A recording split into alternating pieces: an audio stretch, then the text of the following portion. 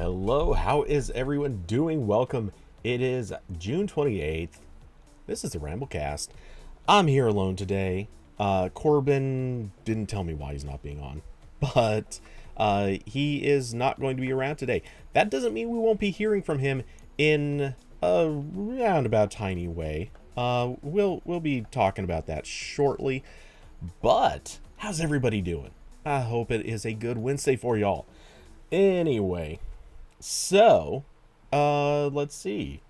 I don't know. I feel like I already have lost my flow for this one. We'll see how this one goes. Corbin is on the run from Valnet. This is technically a possibility. We don't know. He is keeping his location hidden, so I mean that kind of checks out. So, anyway, it has been technically kind of a dead week for news. I'm not sure if anyone has noticed that, but really the only thing that seems to be big hype news is either companies realizing that projects they're working on are kind of failing or not doing so well, or they're actually just outright killing them, or of course the other big thing, Microsoft. It's all about Microsoft this week. I swear that is the only thing anyone wants to talk about, particularly a certain website whose name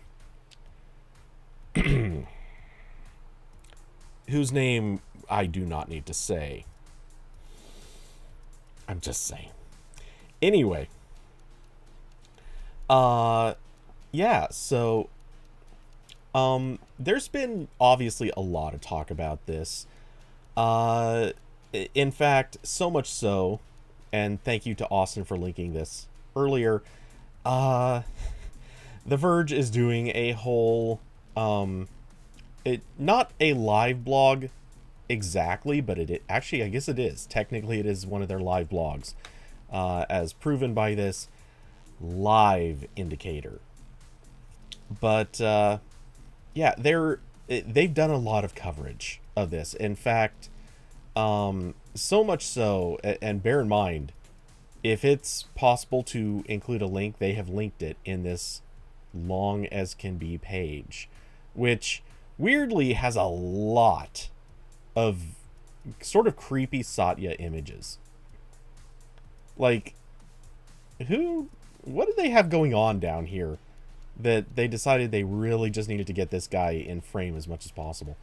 Oh, hey, I guess not entirely. They could have been harder about it. Anyway, oh wait, oh my god, page 1 of 8.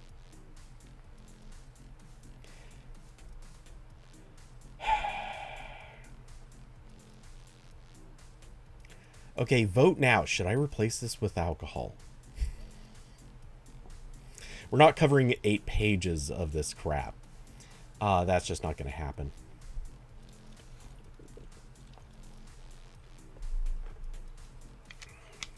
But I'm going to start off with a previously advertised rant.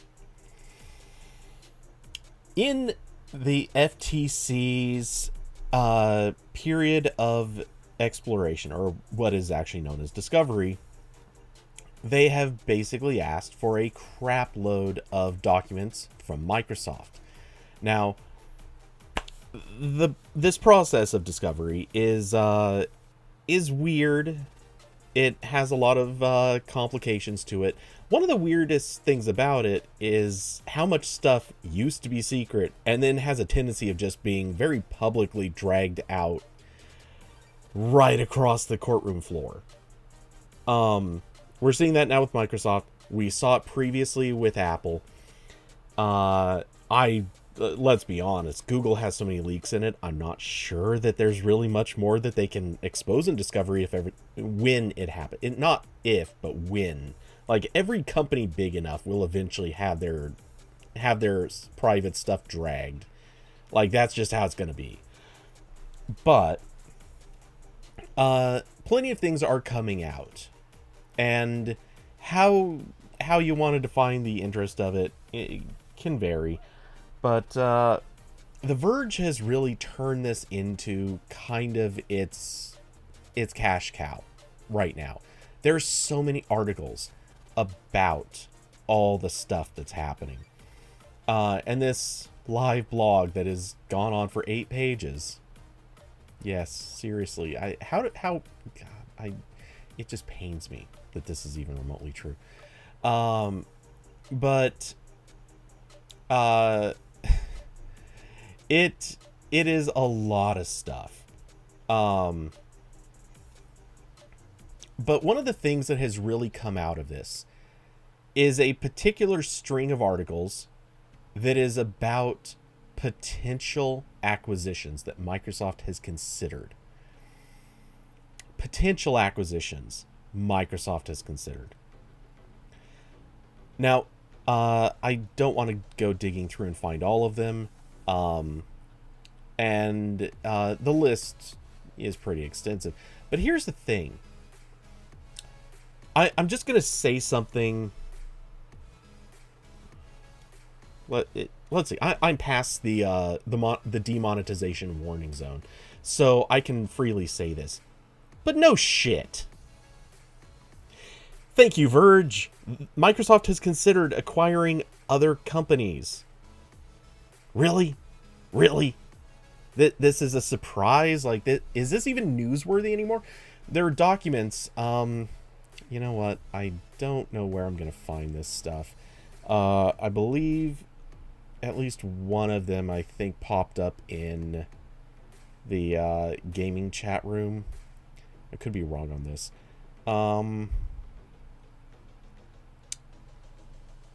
Okay, I think it didn't come up in that one. I'm checking another one really quick. I should have come prepared for this. But, oh yeah, here's one of them. Microsoft wanted to acquire Square Enix. Really? Really? Who doesn't? Or didn't? Maybe that's didn't. That one might actually be a past tense, because these days, you know, Square Enix, it's a little bit more, they've had some trouble with the pleasantries. Oh, here's the other one that popped up pretty recently. They considered buying Bungie and Sega. Really? Oh my god. Who could have guessed? Here's the thing. I will go on record right now. I will make a guarantee that I cannot possibly make. Because I don't work at Microsoft. I don't know their plans. I'm not sitting in on their meetings. I'm going to promise something right now that I know for a fact has happened, even though I cannot personally vouch for it. I am going to personally vouch for it. Microsoft has considered buying every company that is possibly worth buying. Why can I say this? It's simple. It is so simple. Because, shocker, that's something that you do when you're big enough and have enough money to, you know, buy companies. One of the things you do is think about companies you might buy. You window shop everything that could possibly make sense to you. And if you happen to run a business that uses other businesses or involves other businesses, you look at those other businesses that you might use. A good example of this was Amazon. Amazon does a lot of shipping. Did you know Amazon actually did look into buying, I believe it was, actually now I don't remember, it was UPS or FedEx, one of them. They actually investigated buying one of those two because they were just sitting there being like, you know what? We spend way too much money shipping stuff. Why work out contracts if we can just do it ourselves?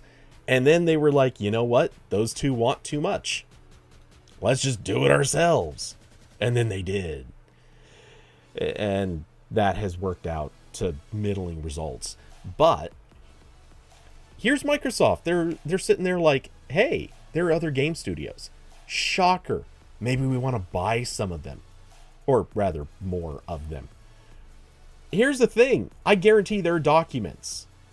Or at least there would be maybe some of this stuff only happened in spoken conversations, but there, I'm sure somewhere, if you go digging somewhere in the halls of Microsoft, they have discussed buying literally every effing company that makes games that is more than like one person.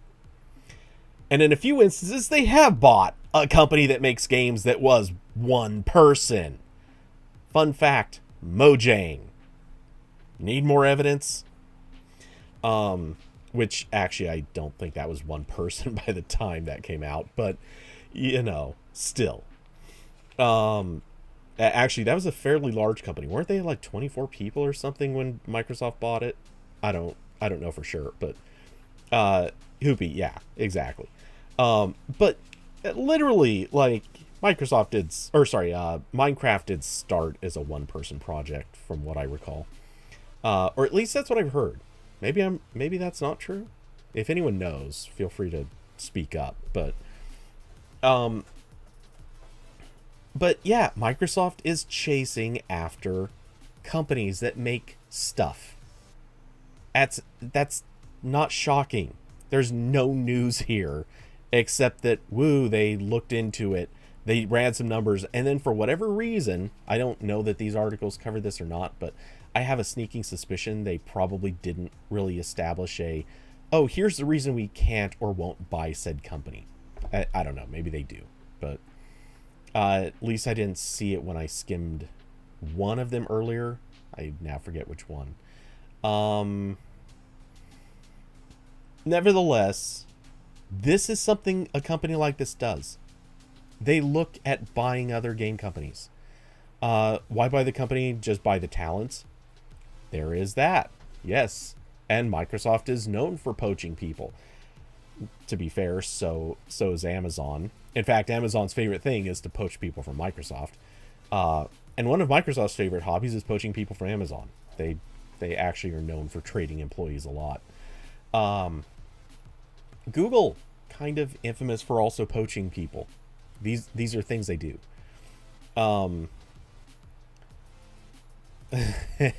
Diablo, exactly. Make your own Super Call of Duty. And right now, frankly, I would be shocked if there wasn't a company out there being like, you know what? Let's make something that is exactly like Call of Duty, and we'll just sell ourselves to Sony. And look, somebody out there will make money doing this, because Sony will eventually want their own thing.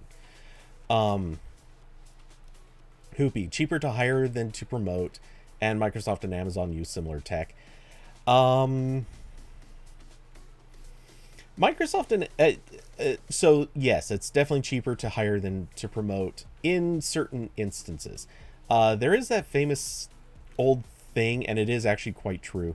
A lot of companies, if you promote from within, you actually tend to give a smaller raise than if you hire somebody into that position. It can vary. The circumstances obviously depend heavily on the company, the industry, sometimes just who you're hiring or what the talent pool is like. But yeah, it can vary a lot, and yeah, sometimes it is definitely cheaper to hire because you can keep a lot of your more talented people at lower pay, make them still do a lot of the work while you hire somebody new who's maybe a little unqualified and pay them basically the minimum for that position. I know hiring managers that work on this exact premise. The part about Microsoft and Amazon using similar tech, yes, some of it is very much similar. There's a whole lot of it that's not. Amazon really dug themselves deep in with breaking from Microsoft's technology stack in a lot of ways. It's often because if you promote from within, you still have to hire to fill that person's old position. Yeah, that too. Yeah, there are a lot of factors that play in. And this is also why you basically have to, like, this is the classic thing in tech, but it's true in almost all positions. You kind of have to quit the company you're at if you want to move up. let's see. Amazon has a ton of different tech, to be fair. They're insane about it. Insane being an operative word. Using any of their AWS OSS is a nightmare as a result. So is anything in their Android stack. You've probably heard about this. Actually, from what I understand, Alexa is also pretty janky. But, yeah. None of this. We don't need to beat up on them too much. Let's be honest. The FTC will be beating up on them probably soon. Anyway, back to the Verge's coverage. The practical reality is a lot of this stuff just isn't really news. It makes for good courtroom drama. Thank you to whomever subscribed. I just got the jingle jangle sound, though I do not have visual notifications up, so sorry, I don't actually. Oh, do we have a spammer? Is that what's going on here? Something about the second channel part is really the jumping off point for being suspicious. Let's see. Why second channel in the name? I don't get that. Anyway, also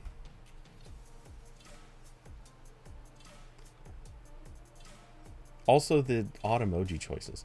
All right. Anyway, so if you are legitimate, feel free to say something, but the emoji kind of not helping.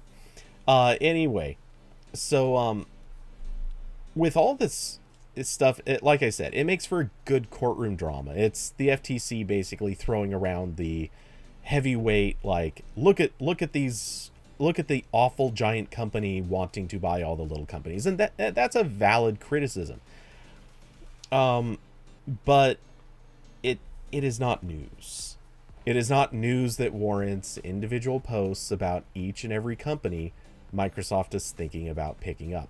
Honestly, a small part of me is a little bit surprised that this headline was not broken into two completely separate articles. They could have done one about Bungie, they could have done one about Sega, and I mean, look, they did one about Square Enix separately. Like, all of these could have been one article, or they could have been, and likely would have been, broken up into 3 or, who knows, 18. I'm sure Microsoft has looked at enough of them. So that is part 1 of my rant. By the way, I'm sure if I look over this, and actually in a second I will, just for giggles, we'll actually skim over this and read some of these headlines, which Tom Warren, that name's about to be coming up again in a second. Hey Curvy, welcome. Happy to have you here. And by the way, I didn't say hi earlier, but Hoopy, Diablo, and Austin, thank you for coming by and hanging out. So Diablo, the only thing I dislike was Square Enix focus on Sony more than Sony more, and I don't know if I believe it's because they don't want to spin for Xbox. So I don't know how true this is, but Square Enix in the past has had a reputation, or kind of this rumored association with Sony. Obviously they published mostly for Sony. That's a known thing. But there's a rumor that has existed for quite a while that a big part of it was, a few contributing factors. One, there was a story that apparently a lot of Sony developers, it kind of traded places with Square Enix developers. So people would kind of move from one company to the other. And so there was already a close association, a lot of familiarity with the tech.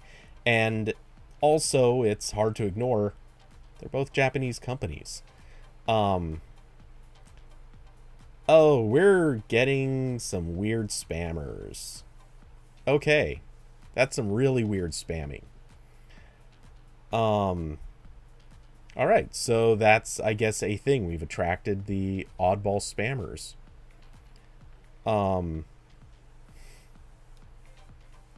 Who knew?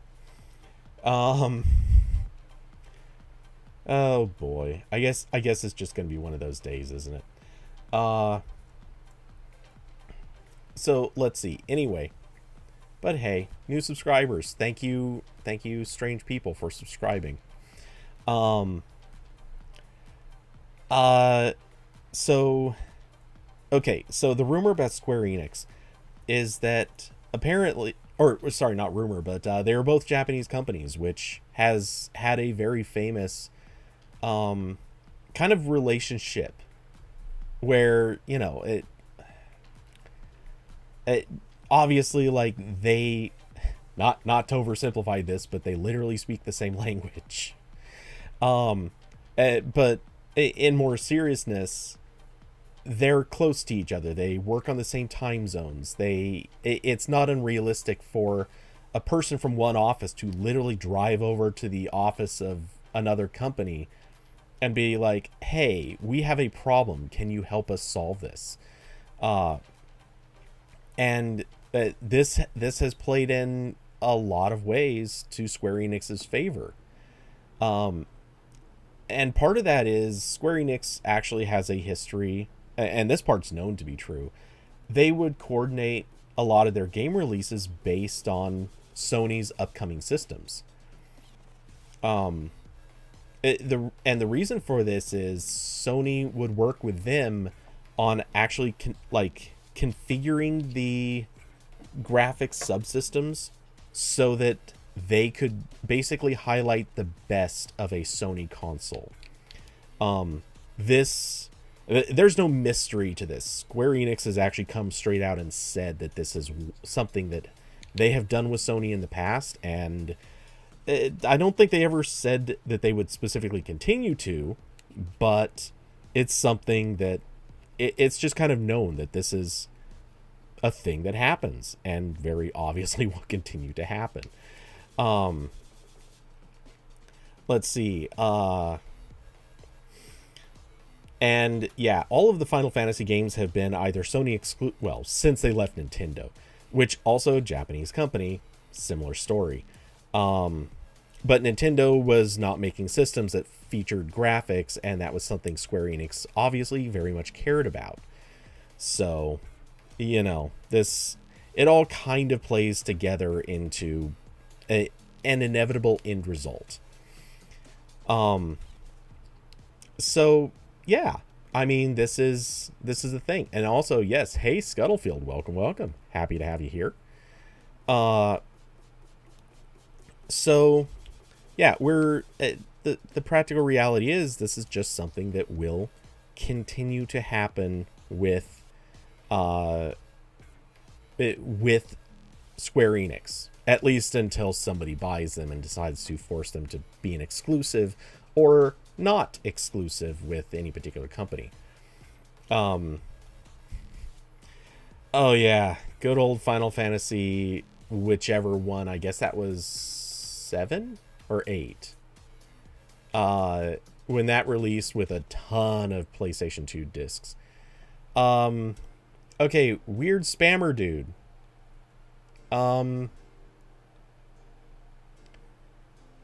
Yeah, go away.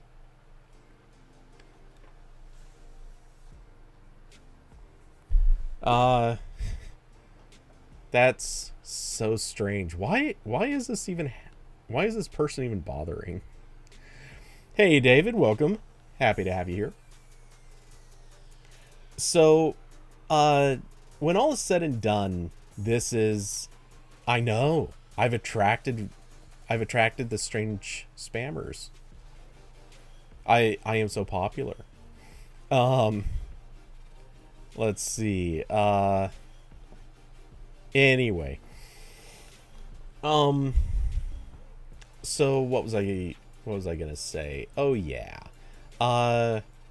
Square Enix, let's be honest, they're pretty much always going to be in this oddball position.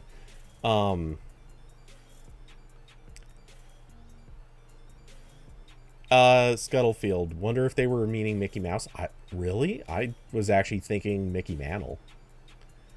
But hey, I guess Ron DeSantis is Nightmare Fuel is possibly what they were referring to. Look at that. I found a way to make it slightly political. Anyway, David, Microsoft is on to me. They could be. They very much could be. Anyway. So, yeah. Square Enix has had that. Bet it's Corbin trying to send a hidden message about Valnet kidnapping him. Valnet wishes they were Disney. But yeah, so all said and done, I think it's reasonable that Square Enix has been very very one-sided and loyal to Sony. It makes sense. Like, the company, I think, just wants to be loyal to one company. But yeah, it probably would be in their best interest to actually start distributing to more than one. Though I have wondered in the past if maybe they've had exclusivity deals, like quiet exclusivity deals with Sony. I don't know. It's hard to say, but it would certainly make sense with some of their stuff. Oh, and one of the spammers even unsubbed. I had a feeling. Now, whoever this person is probably running back through their spam accounts and unsubbing. Anyway. So, yeah, I have a funny feeling there's going to be, just for giggles, hold on. We're going to change. We're just going to change that. Make them sit there a little bit. I wonder if it's super quiet deals. I imagine it is. Or at least some favoritism. Let's be honest. Sony has always been kind of keen to advertise very heavily anytime a Final Fantasy game comes out. I don't think that's a mistake. I think there's at least some sort of collaboration going on between the two where, you know, they commit to only doing their releases first on Sony. Sony probably helps them out with developing graphics or optimizing the graphic systems, and then Sony is also giving them lots of free advertising. So you put all those things together, I have a feeling these two companies just see each other as very good close acquaintances. Anyway, so, and suddenly there's only 5 subscribers. Scuttlefield. I mean, it could work out that way, certainly. Diablo makes sense. It's a win-win. Yeah, exactly. Curvy. Sony does more exclusives than any other console, but MS trying to own Call of Duty is heresy. Okay, so first, I don't have the numbers on this. I don't know this for certain, but I'm going to throw this out there. I have a feeling it's true. I bet Nintendo outpaces Sony on exclusives. I could be wrong on that. Sony does have a lot of exclusives. That's absolutely true. But Nintendo has a massive library of IP that they very much keep to exclusives, and they never open it up. Also, to be fair, there are companies that work. Now, this causes a bit of a split in the definition, but there are companies that work with Sony. They will do exclusives for Sony, kind of like Square Enix does and a couple of others. They do exclusives on Sony, but it's not actually Sony doing the exclusive. So I'm not sure how you count that in there. Diablo, I don't know if this was intentional, but I feel like you should have capitalized the word Go in there. Nintendo would never let Pokemon Go anywhere. Yeah, with the exception of letting it appear on smartphones in the form of Pokemon Go, yeah, they really won't. They'll never let that one venture outside of the Nintendo marks. Not unless Nintendo starts really screwing up on that arrangement. which I suppose could happen, but it's not going to happen. Um, but Nintendo isn't a competitor. Yeah, yeah, exactly. Um, but that's also, let's be fair. I or let's call a spade on this one. Um, in a in a market where only three competitors exist, or if we want to count Nintendo out, only two exist. One of them has to do the most exclusives. If it's not, if it's not going to be Microsoft, it's going to be Sony or Nintendo. Well, depending on, again, comically, depending on whether or not we count Nintendo or not, which I certainly count them. I'm sure David is joking, uh, but I know a lot of people that actually don't count Nintendo because they think of Nintendo as being a different type of company. Almost as if they're not making a game console, they're making a family fun device, or I don't know how people would define it, but people do seem to look at Nintendo as being the different one. Anyway, I'm holding to the simple belief that yeah, I mean, look, I'm not defending Microsoft or Sony in this scenario. I don't care. I really don't. I don't think Microsoft should be buying Activision, largely because of the reasons others have very widely agreed. If they buy Activision, it's actually creating a smaller market with less competition, and it is basically just a problem in a lot of ways. I get the arguments that it could have some positive effects. Certainly, Kirby has made the opinion of that it will fix Call of Duty. I'm not actually sure I agree with that, but regardless of whether it fixes or not Call of Duty, it also has a potential benefit, maybe, of ejecting some very bad characters from the Activision Blizzard infrastructure. That corporate ladder has had some problems. Some serious bro culture stuff has happened to that place, and Microsoft probably would actually solve some of that. Not all of it. They're never going to fix all of it. It's kind of impossible to rid all of it from the world. But, hey, it could happen. That being said, frankly, if it was a different company that owned Xbox, I could see maybe a better argument for letting them acquire Activision. But I do also think it's possibly concerning when it's Microsoft, because we're talking about a company that's already enormous, like absolutely gigantic, and handing them even more size, even if it's in a division, can sometimes lead to unpredictable results, and not necessarily for the better.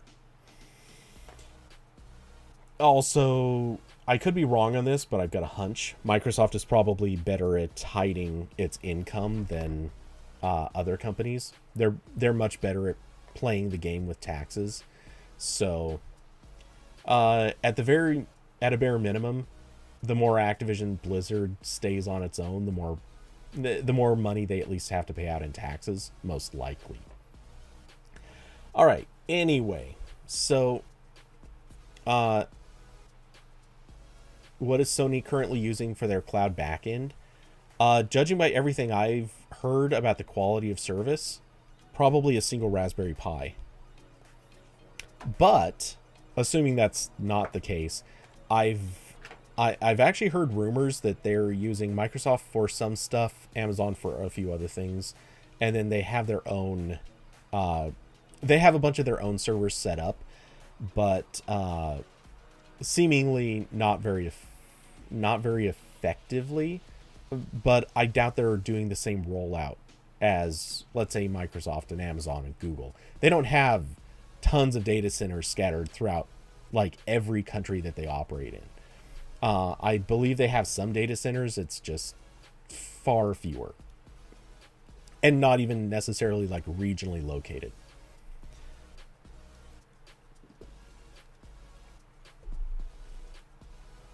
But they do all still run Raspberry Pis.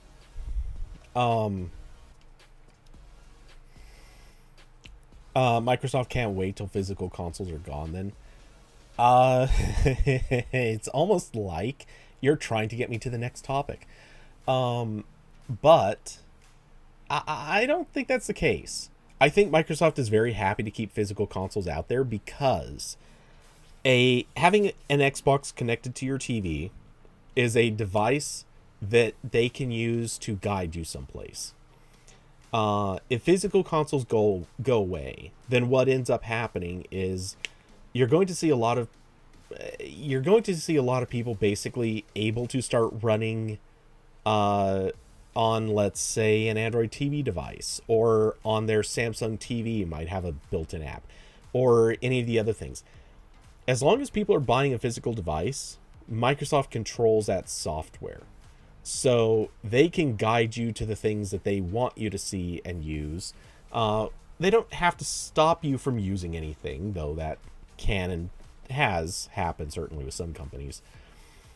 But, they can do things like popping up a advertisement in your main, in like your home screen, your springboard, whatever it's called on the Xbox. I don't remember.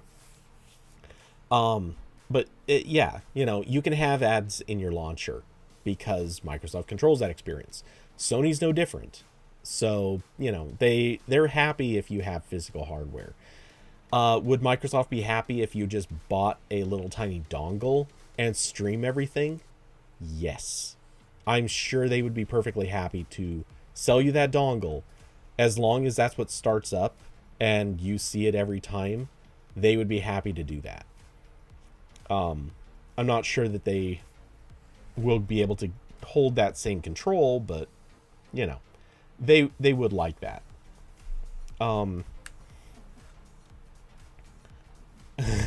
True, and including offline uses like submarines and army. Oh, that's rough. So yeah, there's I don't think that we are going to see the end of the console generation soon, but I've been a big believer that there is a period of time at which loser there will come a time where people want to let's see, can we I'm gonna have to start reporting this guy. Let's see. Sure. We'll say harassing. Anyway.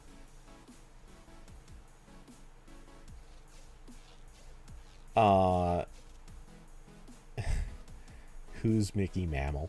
Okay. It's getting sillier. Anyway. So what was I on? Oh, yeah, anyway. So now about that streaming thing, we have to talk about a particularly stupid thing that has recently been posted, and a lot of sites have covered this. But it is what it is. And Corbin, as I said, is kind of making an appearance because he already wrote about this, and I'm going to carry this a step further. He says, no, Windows is not moving to the cloud. Now, you may have heard, because there was a slide where apparently someone at Microsoft proposed that they should, quote, move Windows 11 increasingly to the cloud. Now, a lot of sites decided to cover this as, oh my god, Windows is going to become a cloud subscription. Okay, no. First off, some of the places seem to be floating the idea that it was basically going to be Stadia streaming Windows. And as plenty of people, Corbin included, have pointed out, this already exists. Windows 365 is Windows running on a system somewhere in the cloud. It's a thing. They're doing it. Shocker. This already happened. It's old news. But yeah, a lot of sites have covered this as if basically we're facing a cloud subscription and all of a sudden someday you're just going to buy a computer and you won't be running Windows locally. You'll just have to connect to some cloud service in order to use your computer. Or rather, their computer through your computer. This could happen in its own ways. Obviously, Windows 365 is a very real example of this exact thing coming into existence. And there's nothing wrong with that. There actually are a lot of good uses for something like that. Now, right now, Windows 365 is a corporate feature. Basically, they make it available to some companies, corporations, whatever. And it exists for their specific use cases. And it is it has its uses. But they have not turned this into a thing for regular people to use yet. Now, and there could be many reasons for this. I'm not going to speculate. I have a feeling it's because they don't really want to try to deal with scaling it up that quickly. But you never know. There are various reasons for this. And as Corbin points out very accurately, there are a lot of reasons why they can't move to this as an exclusive thing. Anything from you can't really do this with gaming very effectively because, well, latency. Obviously, Stadia made it work for some people, but not everybody. And I would argue Google was the best at this out of the companies that tried to do it. Google couldn't even make this good enough for everybody. So, Microsoft seems to be behind Google in this space. And as a result, I'm inclined to say they're not ready to pull this off for gaming.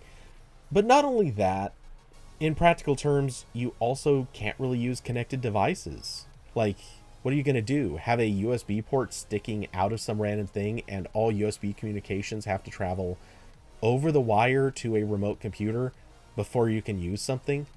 This microphone, for example, would have to use would have to communicate over USB over the internet to a remote server before anything can happen. Yeah, that's not going to fly. How about a webcam? Even, well, your keyboard probably not a big challenge, but even your mouse. Simple things like this, that's not going to work super well. You have to have things running locally.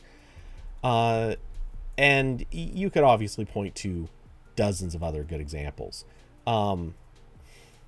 Workplaces would love to hand out small, slow bricks and run fast clouds. This is something this is an idea that's actually been around for quite a few years.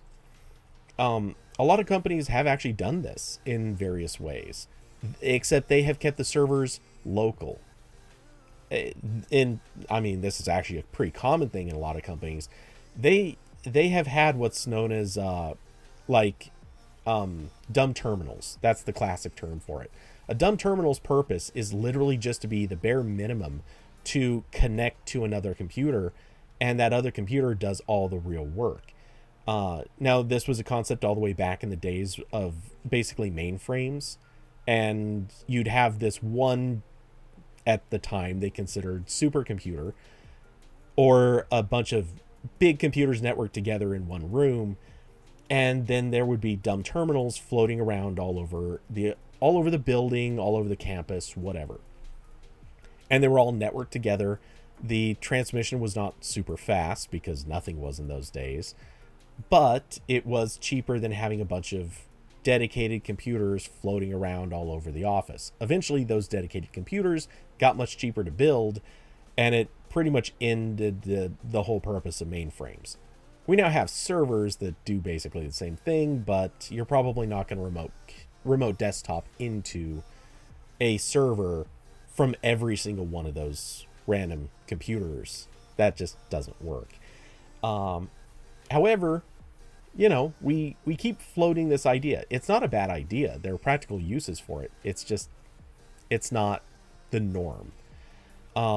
And Stadia has proven this. We've certainly heard plenty of people, myself included, saying, why hasn't Adobe done this with Premiere for video editing, Photoshop for images, various other pieces of software?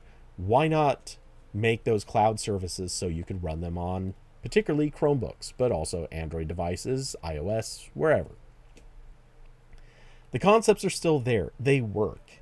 There's a reason why this is not a thing that nobody does. It's just not a thing enough people do. So yeah, okay, the music's not too low, is it?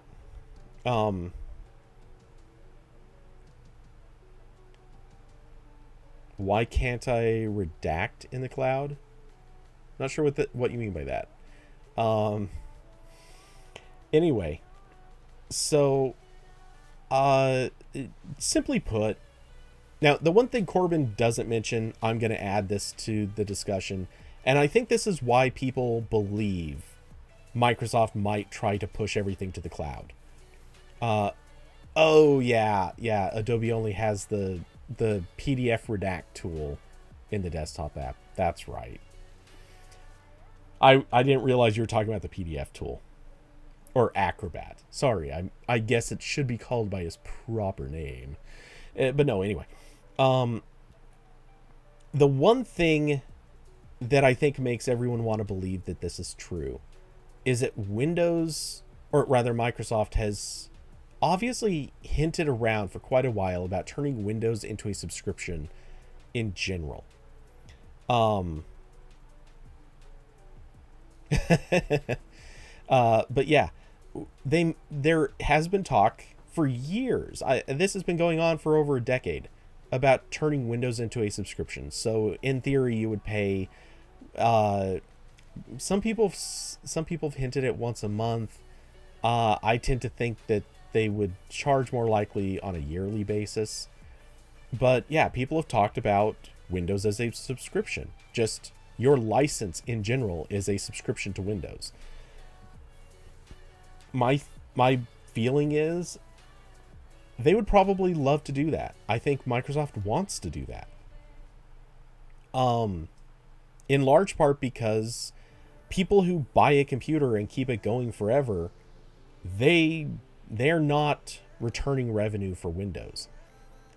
This is part of the reason Windows obviously started putting ads everywhere, because they want to make more money off of Windows. And a subscription service is typically a good way to do this.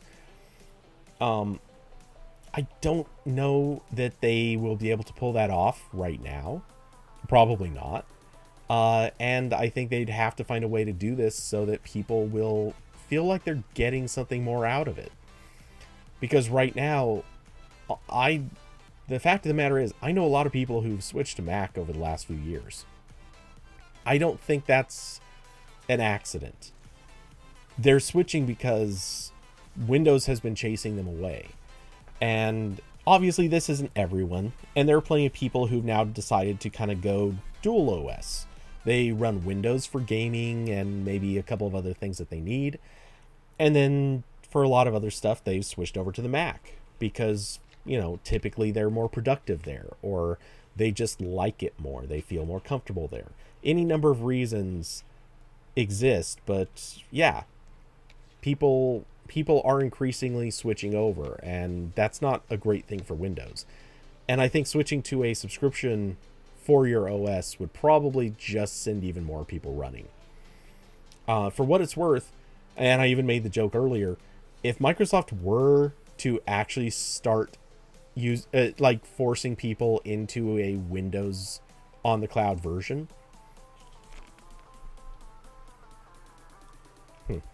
if people had to make that switch, I think a ton of people would just simply abandon Windows and switch to never mind. I'm not going to say that.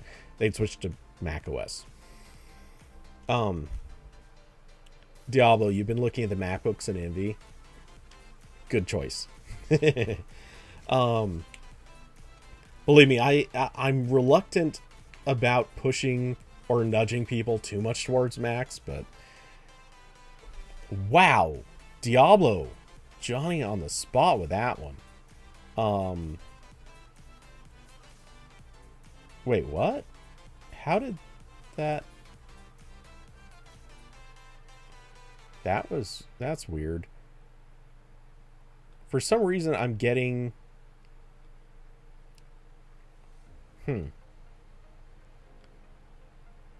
guys must have been so fast with the hiding, because the moment I clicked on the menu, it immediately was showing unhide user while I was still able to see the comment. That was weird. Anyway, let's see. I'm gonna. Well, I don't want to report as that. Trying to find something else interesting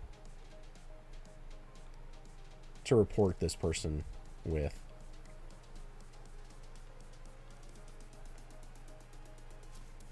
Anyway, the penguin is losing its cool because global warming. Jeez. But yeah, anyway. Fact of the matter is, almost anything Microsoft does here is probably going to hurt it rather than help it. In my opinion, and I've said this before a few times, so I apologize if people are familiar with this theory, but I think what Microsoft should be doing is releasing basically a Windows subscription, or not subscription, but release Windows for free, like a home edition version of Windows. Release a pro version, which is the upgrade, maybe really find actual value adds. Don't turn home version into a GIMP. Sorry, can't say. Technically, we're not supposed to say gimped or crippled or whatever, but don't make home version a actively subpar harmed version.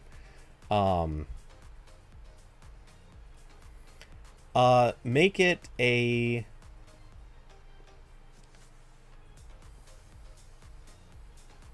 Now that I think about it, I wonder if, I haven't looked into this before, but I wonder if the YouTube API supports reporting people, because I want to build my own dashboard for doing live streams, and I want to be able to handle situations like this automatically.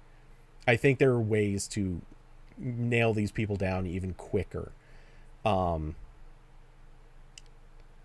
I wonder if I can auto report them, though. I don't know if the YouTube API supports that. To this madman's credit, though, it is technically boosting my chat rate. So thank you, random spammer. You're comically making yourself useful. So anyway, yeah, my going feeling is the best move for Microsoft really is just to make Windows 11 well, maybe 12. Let's say make 12 free to everybody. Just free to everybody. And then sell something to improve on it. Sell software that lives on top of it. Diablo, yeah, YouTube moderation tools suck in comparison to Twitch. Sadly, yeah, true. But yeah, Windows could basically mimic the model Apple is using. Use Windows to sell things. Make it free. Now, don't get me wrong, pre-built, like, there has to still be a license cost for pre-builts to include Windows. Because there should be. Like, they're making use of the software. They can pay for it. But Make it free to download. Let people download Windows. Uh, it, it just makes sense. And make it so people can virtualize it. Let people for free download Windows and run it in a VM. This, I think, would be a huge boon for anyone that wants to use Windows. Now, with all that said, I think it is just worth calling out that yes, a particular site was previously discussed happens to have been parroting the same concept right in a headline. I won't go further on than that. I will just say kind of shameful, and they probably could, let's say, just do better. Just, do better. You knew what you were saying. You knew you were saying it wrong, but there's a headline that just didn't need to be what it was. Anyway, enough of that. Let's see. Been going an hour. It's funny that going an hour and already we've dealt with what, 6 spam accounts, maybe 7. I'm popular. I'm almost ninja now. This is my VTuber channel. I'm actually ninja. No, anyway. So, as a side note, what's kind of funny, I also just noticed subscriber count has gone up, but I'm not hearing the subscriber notification chime. So Twitch is, not Twitch, but Streamlabs stuff is broken in that way too. Not just the chat, which should be showing up. Like, you can clearly see the gap where the chat should be, but it's not there. David, overall, do I think MS is going to win? You mean in the Activision Blizzard situation?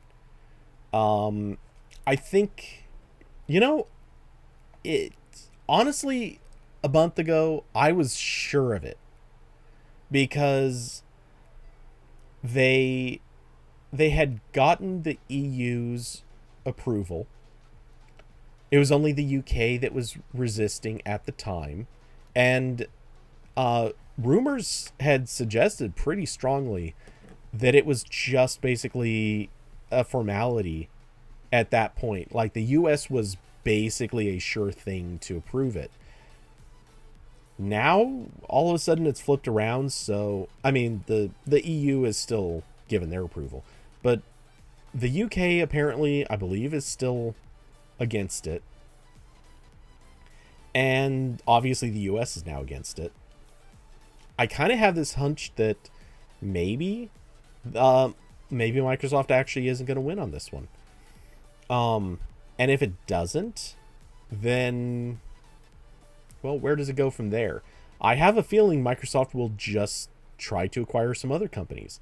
Or they will do something really wacky and acquire some company that could acquire.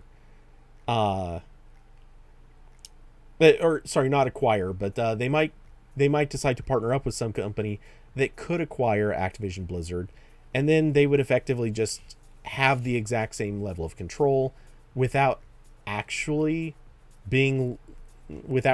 any lines, at which point was anything really accomplished? I don't think so.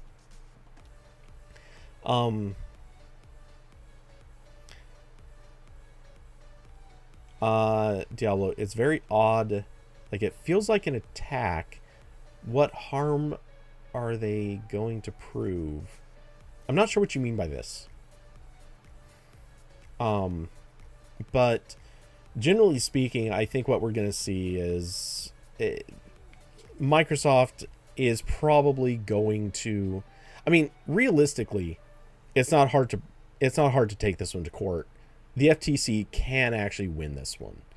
It's just a matter of showing that Microsoft has already acted in bad faith with previous acquisitions.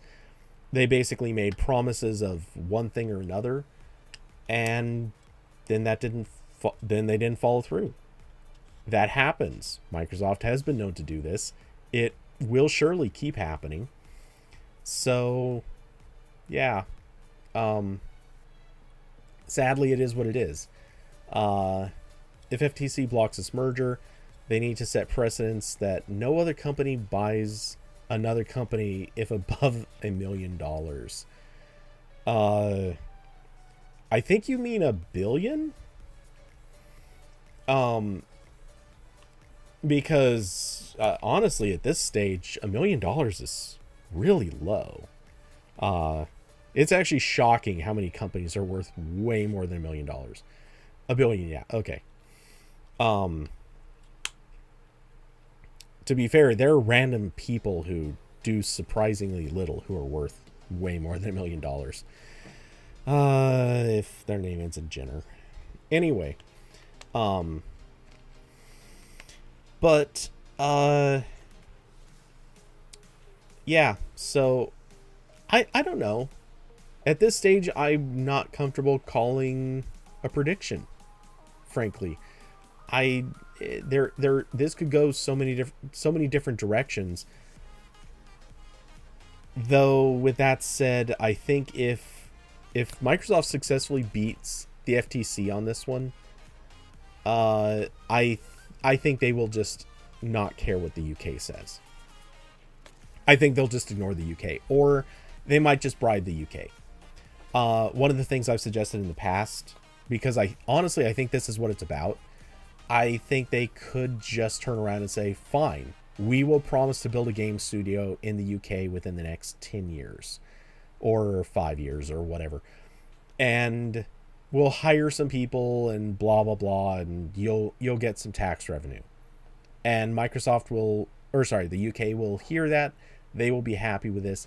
And that will probably be enough to get the okay. If it's not that, it's going to be bribes. But let's be honest. That sort of thing happens a lot. I think Microsoft would be perfectly content just to pay off the right politicians, and lo and behold, it gets approved. Oh yeah, Diablo, 100%. Every time Sony makes a move to buy anything, you're going to see a lot of Xbox fans just losing their minds. And at this stage, they probably should. That being said, Sony already has a lot of game studios. I'm not sure there's a lot of benefit left to buying anymore that doesn't involve just taking something off the market for Xbox players. But we'll see.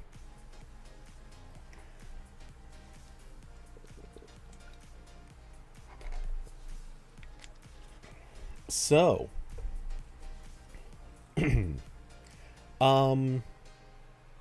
switching gears a little bit, because I've run out of things to say about the Microsoft stuff.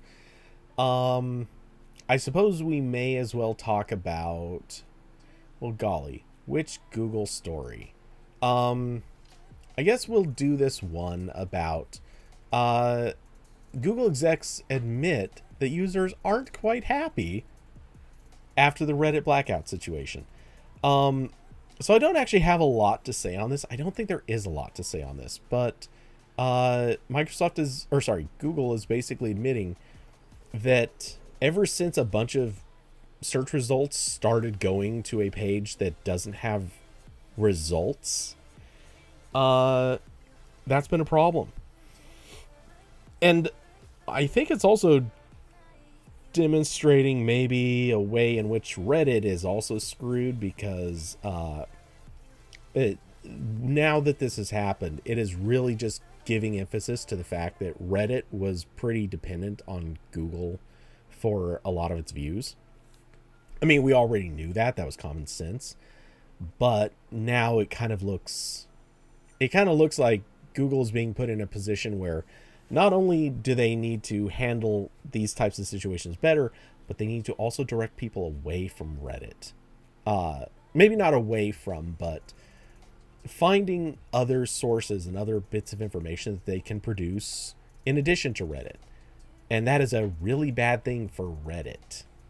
Because if you do a search that used to just turn up like, a half dozen Reddit results, and that was always like the top of the page.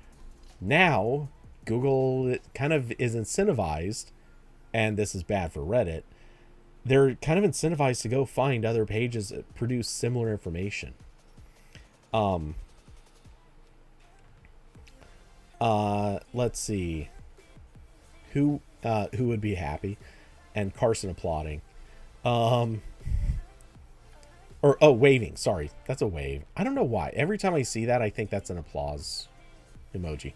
Um, and hey, Carson, how's it going? So, yeah, my going hunch on this is, well, okay. So the rest of this article basically goes on to say that people weren't super happy about this situation. Obviously, like they want to be able to find certain information, and a lot of people just naturally try looking at Reddit for for things they're searching for. Um, I feel like this is kind of in the same way that news was coming out like what 2 years ago, that Gen Z basically used TikTok for as a search engine. Anything they wanted to learn about or know about, or like if they just even wanted to learn about a restaurant, they would search TikTok instead of going to Yelp or searching Google or whatever. I feel like this is a similar thing where there's a lot of people who just inherently look for something on Reddit, um, for good or bad. It's just a natural thing where a lot of people have found it to be useful, so that's where they go to try to figure too much out. And you know, hmm, I'm trying to think of how to say this well. But the practical reality is, I think Reddit has, first off, been very successful in stealing away a good chunk of the mindshare of the internet. But it's also become kind of this really bad place where it often is poorly moderated. A lot of what happens there isn't necessarily the best anyway. And now, ever since this whole issue with the pricing changes that basically kill third-party apps, the company has been shown to make some poor decisions. Very, very horribly poor decisions. Um, so yeah, I think Google is probably smart to try to not direct people away from Reddit per se, but try to offer good alternatives. And the more alternatives exist, the more it's bad for Reddit. Because frankly, a big part of Reddit's success has come from the fact that a lot of people don't perceive there being other options. So if YouTube is providing, obviously some of the examples mentioned in this article include Quora, YouTube, TikTok. I would argue maybe other discussion forums would be great if it could detect that. Because there was at one time, Google used to really push people towards other forums. It could detect a forum and actually like really encourage people to go towards that. This was actually a big help to XDA back in the days. Now, a little less so. They don't seem to point people that direction. Google seems to actually prefer sending people to blogs again, which is interesting. Um, and I don't just mean news blogs, but like your more traditional, like old school, just one person writes a blog style of blog. It seems like those have actually come up in the ranks again. And yay, good for that. But yeah, it might be ideal if something else crops up. And that being said, it would also be really neat if somehow Google could find a way to crawl Limmy, which is Reddit's most likely federated competitor. But anyway, um, oh geez, sorry. One second, I want to see what this is.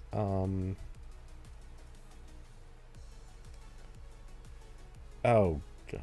Okay. Well, that's fine. Whatever.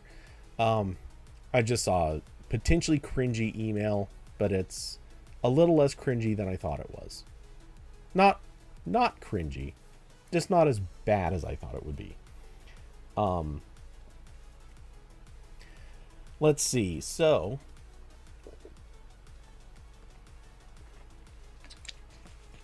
really quick, I'm going to do a bit of a intermission, kind of, and instead of talking about the next topic right away, which is also Google related, Google too many cooks.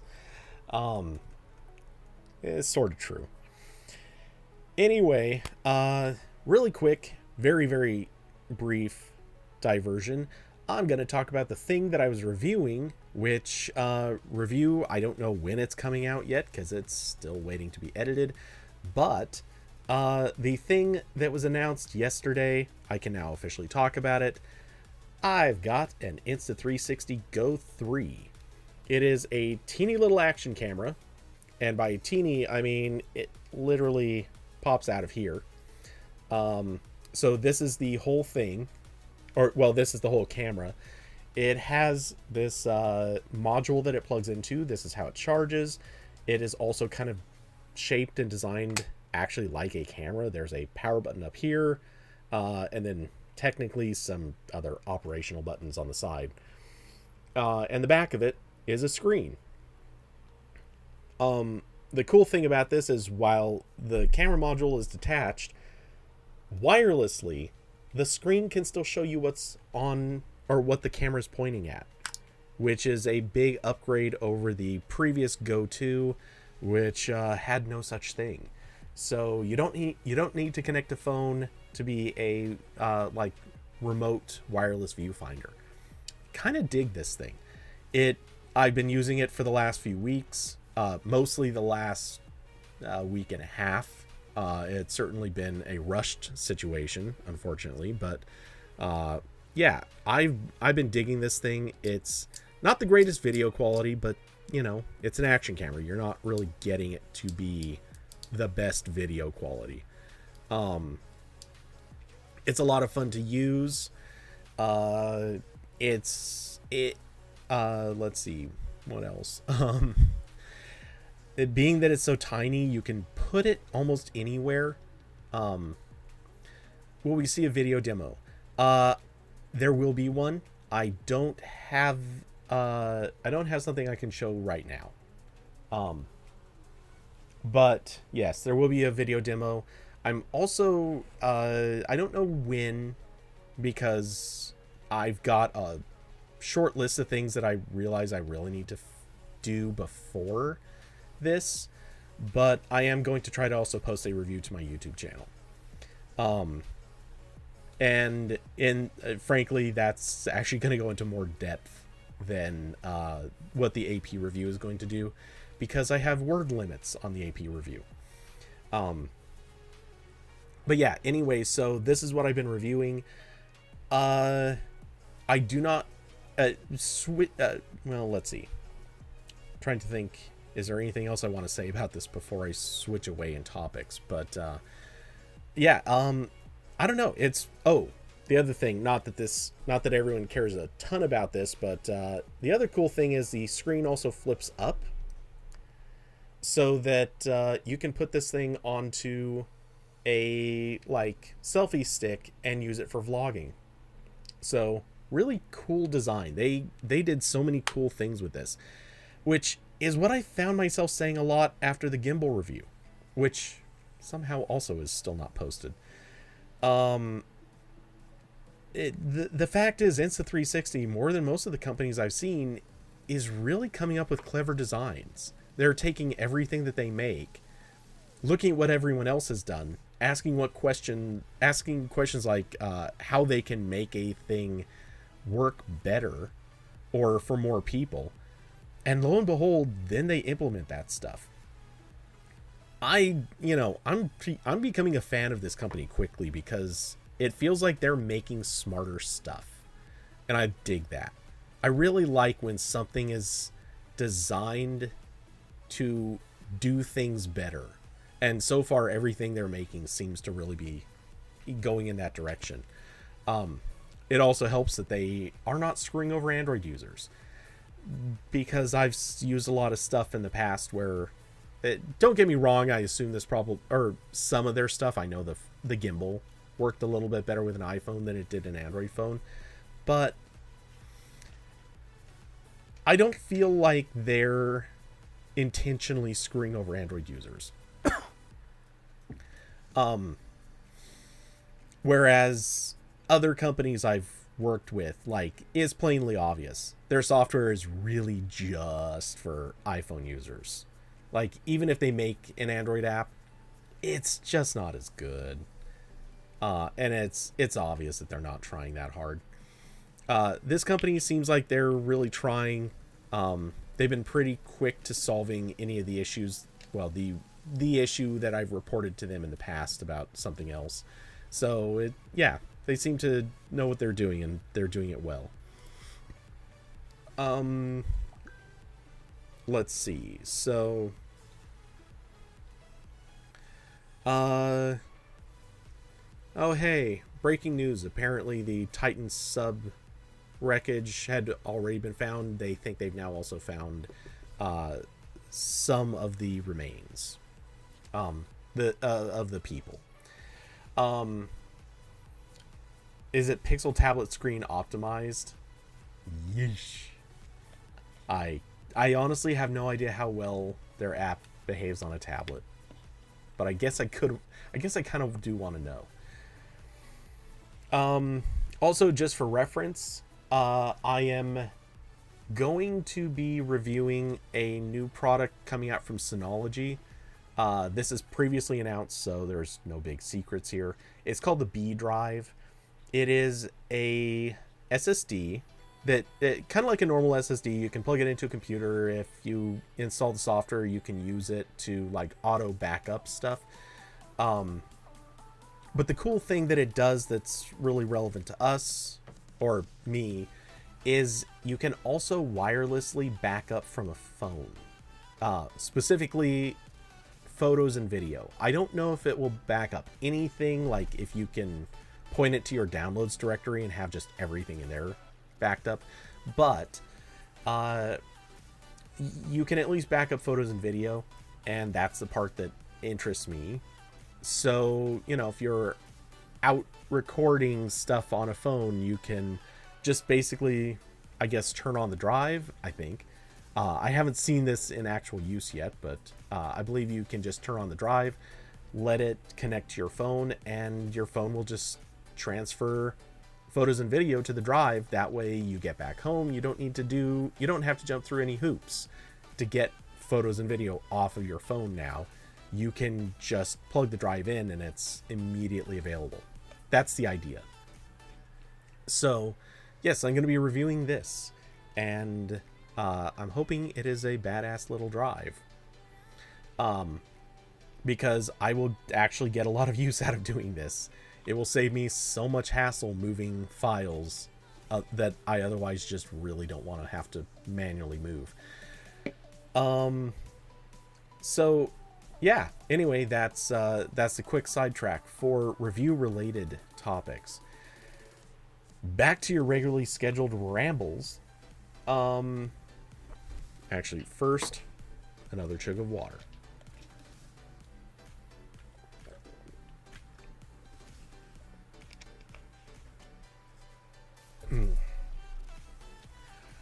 So, have you guys heard Google killed its Iris augmented reality smart glasses as it shifts attention to building AR software? Yeah, they did that. At least that's what's being said. So, we've all Google kills things? No way. Yeah, the graveyard people, I'm sure, just like, they're mad that this never actually came out because they don't get to put a tombstone out for this. So yeah, the basic rumor here, or well, it's not really rumor. It's confirmed enough that I think at this stage it can't really be called a rumor. But yeah, the basic story here is that they were working on a pair of glasses, and now they're not. They were working on software side by side with the glasses, and they've basically chosen, hey, the hardware not really going to be a viable option. Let's just work on the software. We will stick with our partnership with Samsung even more and focus on Diablo. Daydream was nice for my private theater. Yeah. But yeah, so they're going to kill the plans for their own physical hardware to instead build software that presumably, I imagine, was supposed to be or will be available to everyone. Apparently they are describing it as Android for AR and VR. Or wait, did they call it Android for AR? Maybe that's what it was. Android for AR, yeah. So obviously part of this is in response to Apple's Vision Pro headset, because can Google take on Apple? Probably not. You know, it's not unrealistic, but it's also pretty unrealistic. I don't know that there's a lot even to say about this, but I have a funny feeling that this is, yeah, you know, this is going to be one of those things where Google will come out with something. It's probably going to be less impressive, which is, you know, a little bit to be expected, I suppose. I guess if I'm going to take anything away from this, it's that I'd love to have seen what Google actually would have done. They're working with Samsung on something that sounds like it's basically a Vision Pro. And the product that they killed, Iris, was supposed to be more like eyeglasses. And the thing is, I would like to see what that's like. I want to see what eyeglasses from Google would have done. Was it just going to be a Google Glass thing, but stereoscopic? Was it going to be like a real AR product in some way? Like, I want to see where they were going to go with this thing. And that I think is actually maybe kind of the sad part about this, is we don't really know what Google was going to make. And I think I want to know what Google was really going to make here.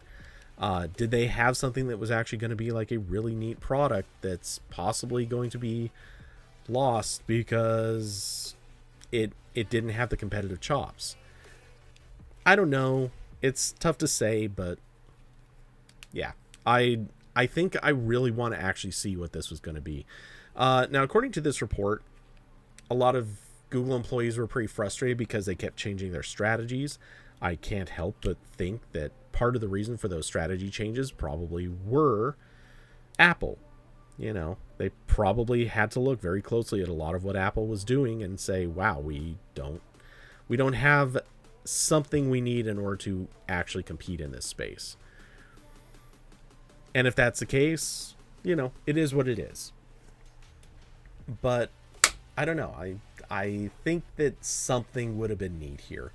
That being said, this will now be Google's at least fourth eyewear related product that is going to die basically without much fanfare. I mean, granted, I'm counting a little liberally here, but I am counting Cardboard, Daydream, Google Glass, and now of course Iris. they're gonna have to like pick something and commit to it. Hopefully this software will be the thing, and maybe this will actually work out. And I do like the idea of this being an open let's say open-ish platform. We don't know that this is really going to be open in the same way as Android, but it could be. And if it is open to that extent, that's good. I'm hoping that it is more open than, say, I guess Android TV is reasonably open. Let's say Android Wear. The amount of stuff that's open in Android Wear is really iffy. Like, it's not very practical for somebody to sit down and just download AOSP and build a good watch off of that. Not to say that everything is hunky-dory with even Android, but you could get a lot closer with Android than you could Android Wear. So yeah, hopefully this is going to be at least in that ballpark.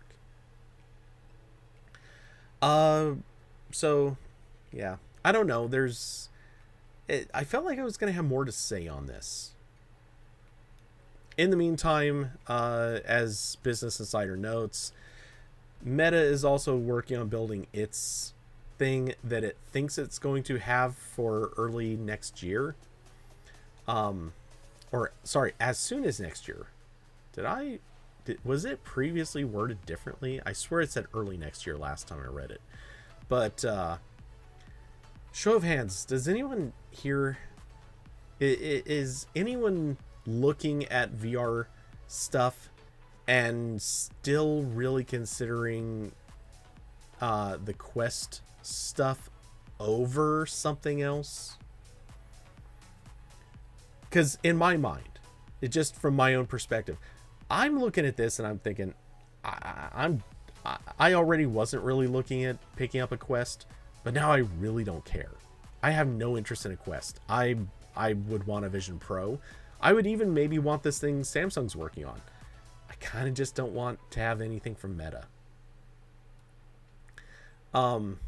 Diablo, not even remotely interested. Let's see. Diablo, and then people probably use remote desktop in this for multi-monitor. I will say I really want to. I've said it before. I really want to have just a good pair of glasses that can give me a decently high-res monitor experience. It doesn't need to be multi-monitor per se, but I just want to have a good experience looking at a monitor in glasses, because that way it would allow me to use them in other settings. That's the biggest thing. Like if I'm taking a flight or something on a plane, I'd love to be able to have my laptop not even physically have the laptop like accessible.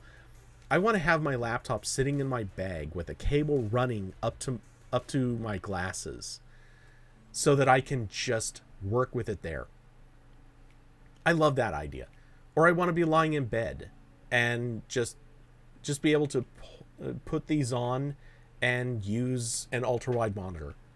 I don't want to have to mess around with anything else. I want to be able to have a monitor that can float in my view, because that's more useful to me. Austin, you just want full heads-up display glass. Do you mean as in Google Glass, or are you saying you just want something that is a full view in front of you of something?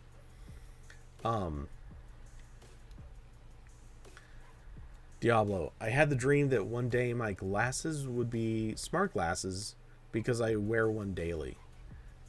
Yeah, no, that's actually, that is very much what I was hoping and thinking Google Glass could become.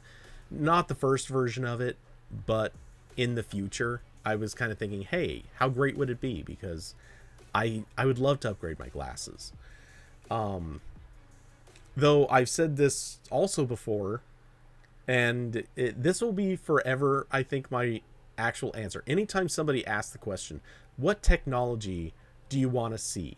What do you want to come out before you die? What kind of thing would you be most excited to have? I'll tell you, the thing I really want to have is, or even going like future tech.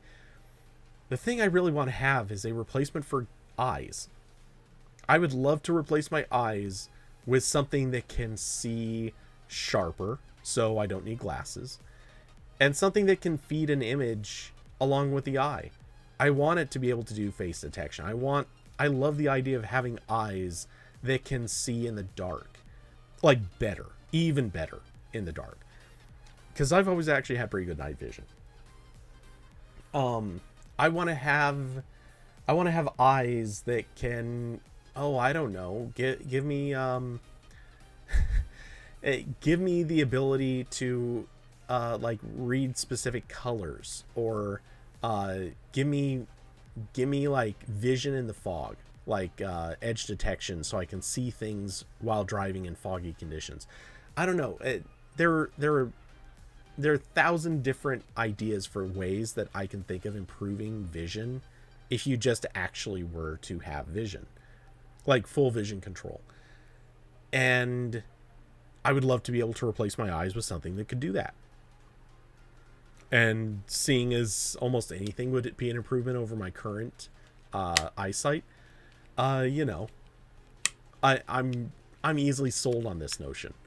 As long as it doesn't give me a brain aneurysm, cancer, or allow it to be hackable, because no one needs that.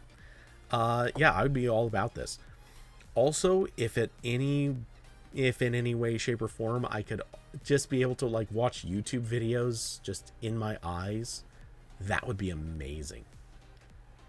Look, I know some people would not be into this. I would love that. This ranks right up in my mind with self-driving cars for things that I really want that would totally change my life.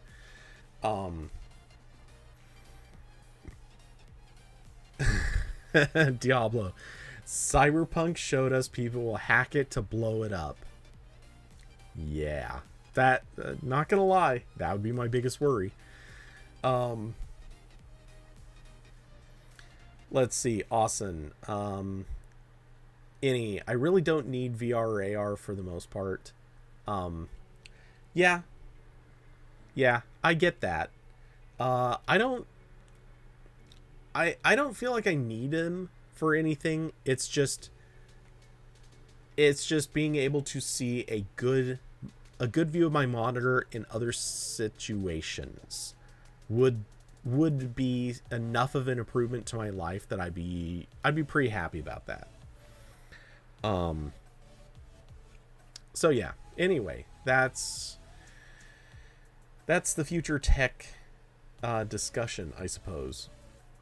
But yeah, for the most part, I can't bring myself to care too much about the Quest series devices. They're just not looking appealing to me. Not to say that I wouldn't want to try them or use them, but I wouldn't go out and buy them for sure without at least trying something first, but I don't feel like they're offering enough to get me interested. So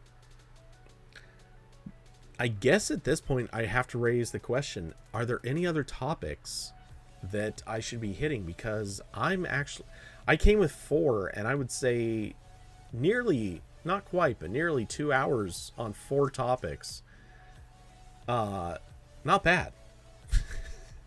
To be fair, sometimes Corbin and I can spend 2 hours on one topic, but yeah, it's being in that dead news week that's really just a thing.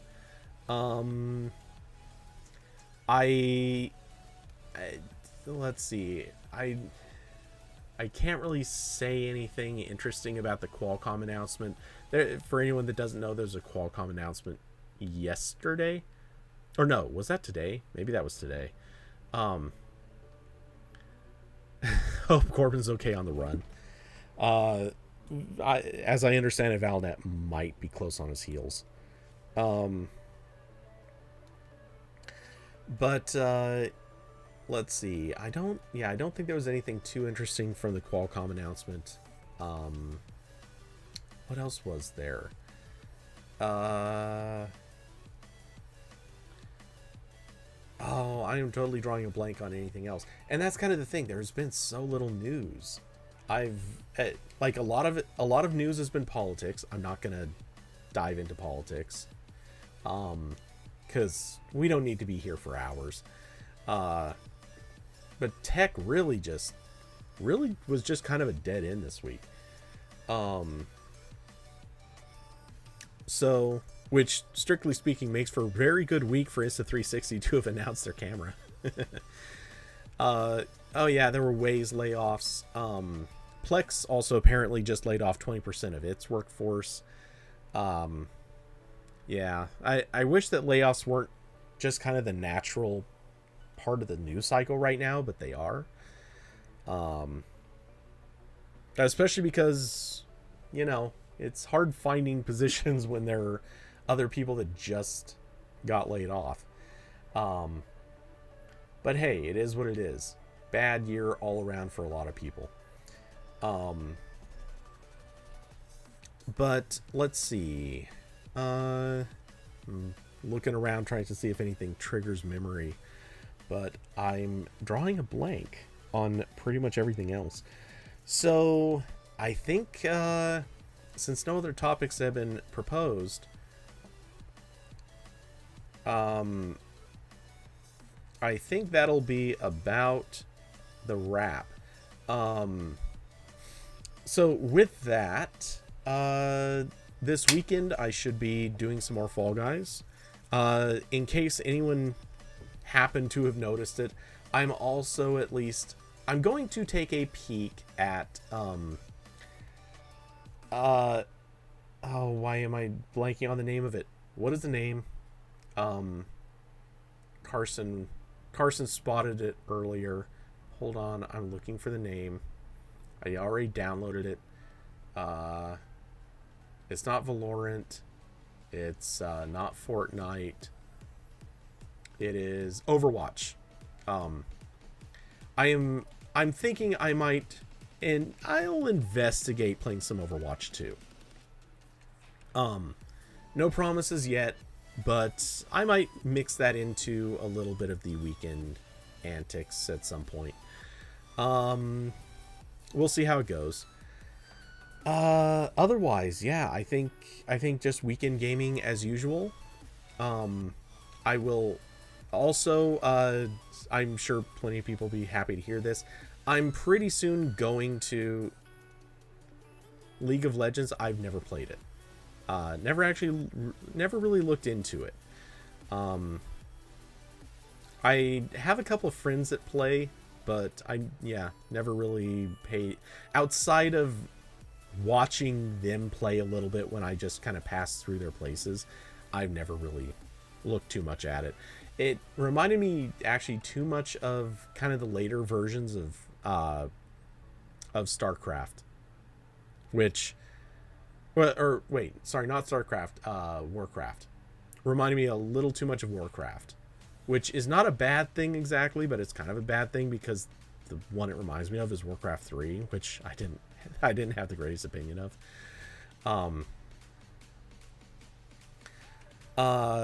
Warcrack. That's pretty descriptive for a lot of the people I see playing it. Yeah. Anyway. So, let's see. What else? So blanking. I'm so blanking. Anyway, yeah, so I may mix that in. Just something else to watch, something so we're not just full Fall Guys all the time. Anyway, so with that, thank you all for coming by, hanging out. If you'd like to support the channel, there are links down below to Streamlabs, Cash App, and Patreon. It really does help keep the channel going. So, and of course, many thanks to the current subscribers. You are doing wonderful things for the world. Uh, and let's see. Again, should be back this weekend for some gaming. Um, and as always, I'll of course see you all in the Discord. But with that, I'm gonna go get some work done. I'm not actually entirely sure which work thing I'm. Oh, actually, I do know. Never mind. I know exactly which thing I'm gonna be doing. So, yes. I hope you all have an excellent rest of the week. I will see you all very soon. And with that, I wish you all. Oh wait, I just said I wish you all a good rest of the week. But with that, good night, everybody.